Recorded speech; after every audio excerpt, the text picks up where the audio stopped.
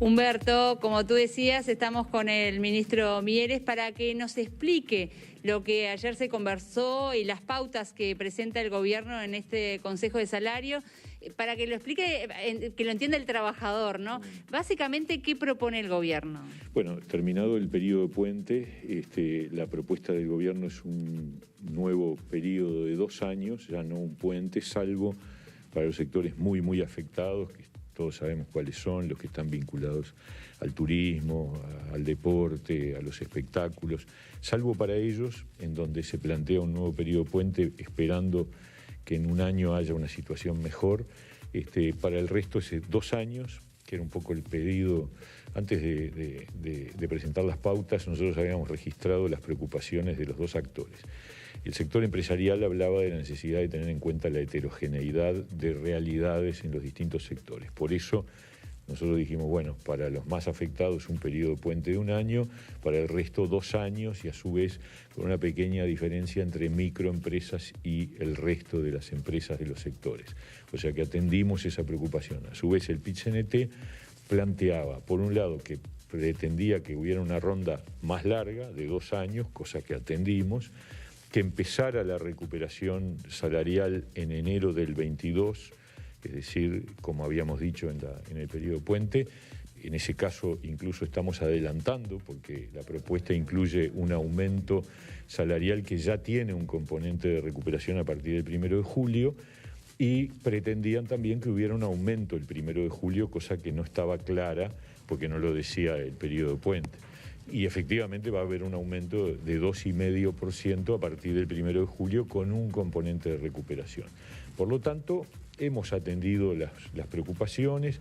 Nosotros tenemos un compromiso, que es que la pérdida de salario real que se generó en el periodo puente, que es equivalente a un 4,3%, se vaya recuperando y que se termine de recuperar en el transcurrir de este periodo de gobierno. Pero cuando se hace el aumento en base a la inflación, desde el PIT-CNT se ha destacado que hay preocupación de que se logre esa recuperación salarial. ¿Se puede lograr? Sí, nosotros tenemos la convicción, y por eso lo planteamos, de que las expectativas de inflación se van a cumplir y que el componente de recuperación va a ocurrir. Pero hay un reaseguro, que es que al final del periodo la diferencia que pueda haber entre la inflación esperada y la efectivamente ocurrida se va a asumir como una diferencia que va a garantizar que el poder adquisitivo del salario del trabajador efectivamente se cumpla. Pero además lo hicimos ya en este periodo pasado. Cuando el año pasado discutimos sobre esto, también hubo preocupación del sector trabajador, porque el aumento nominal del 3% que se dio en enero de este año decían que iba a ser menor que la inflación del semestre del año pasado. Y no fue. O sea, nosotros dijimos, va a estar ahí, y estuvo incluso por debajo. O sea que hay digamos, credibilidad en lo que tiene que ver con la evolución de la inflación. Pero haciendo un análisis, por ejemplo, de los datos económicos, se ha demostrado que la inflación ha superado al salario en este periodo. ¿Cómo se va a lograr entonces eso? El periodo puente ya preveía que seguramente iba a haber una caída, no tanto por la inflación, sino porque aceptamos hace un año un acuerdo en donde el aumento salarial también estaba afectado por la cantidad de puntos que se caía el Producto Bruto Interno del país. Y bueno, el Producto Bruto Interno, como pasó en todas partes del mundo, cayó, y eso es lo que determinó la pérdida, no la evolución de la inflación. Nosotros ahora lo que hacemos es decir, miren, la inflación esperada es tanto, por lo tanto el aumento salarial por semestre es de tanto, y además damos un componente de recuperación que al final del periodo, dentro de 2 años, de aquel 4,3 que tenemos actualmente como caída del salario real, se habrá recuperado 1,6 para las empresas pequeñas, medianas y grandes, y 1 para las micro. ¿Y salta la inflación? Bueno, obviamente la diferencia implica que al final del periodo, ya no del puente, sino de los 2 años, se dispara el ajuste en función de la diferencia entre la inflación esperada y la que efectivamente ocurra. Con respecto brevemente a los afectados, que sería ese puente de un año, ahí cómo es la pérdida salarial y si se va a lograr también esa recuperación. Ahí tenemos una situación de sectores que están tremendamente golpeados. Hoy, para tener una idea, estamos hablando de hoteles, restaurantes, clubes deportivos, servicios vinculados con la educación, cantinas escolares, donde muchos de los trabajadores hace mucho tiempo que están en seguro de paro, o han entrado y salido permanentemente, con lo cual en realidad ni siquiera están recibiendo los ingresos correspondientes a su salario.